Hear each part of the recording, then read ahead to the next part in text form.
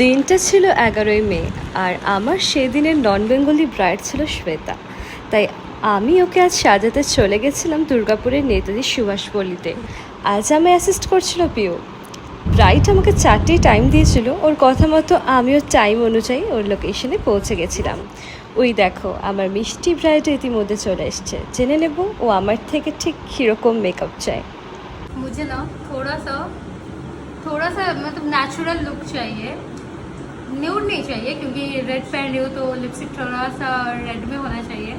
Eyes अच्छे होने चाहिए क्योंकि मुझे में काजल और लाइनर दोनों एक साथ सूट नहीं करता, सो आई डोंट नो, वो तुम पे डिपेंड करता है। আমি ওর কথা মতোই মেকআপ শুরু করলাম। ওর ফেসে যে তোমরা এত ফেশিয়াল হেয়ার দেখছো, এ কিন্তু আমাকে আগেই বলেছিল আরশি। আমার কিন্তু একটু পার্সোনাল প্রবলেম আছে, আমি কিন্তু ফেস ওয়াক্স কোনো মতেই করতে পারবো না। মনের মধ্যে অনেকটা ভয় লাগলেও আমি কিন্তু ওকে এই বিষয়ে কোনো রকম জোর করতে পারিনি।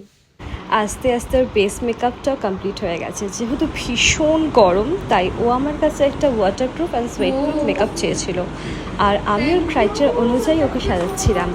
আমার মনে হয়েছিল ওর আই লুকটা ঠিক এরকম করলে ওকে যেন আরও বেশি ভালো লাগবে। ওর একটা পাস্ট এক্সপিরিয়েন্স আছে মেকআপের, ভীষণ খারাপ। কিন্তু আমার মেকআপ করার টাইমে ও কিন্তু একেবারে আয়না দেখেনি। সত্যি বলতে, পরিবারের পর যখন এই মানুষগুলোর কাছে এত বিশ্বাস আর ভালোবাসা পায়, তখন কাজের প্রতি আগ্রহটা যেন আরও বেশি করে বেড়ে যায়। ফুল হেয়ারস্টাইলের সাথে এটাই ছিল আজ আমার মিষ্টি ব্রাইড শ্বেতার ফাইনাল ওয়েডিং লুক। এবার দেখি শ্বেতার এই লুকটা কেমন লেগেছে। Hi Arshi, thank you so much for this gorgeous look. और आज जो मेकअप हुआ है ना, वो सच में बहुत अच्छा हुआ है। Thank you so much.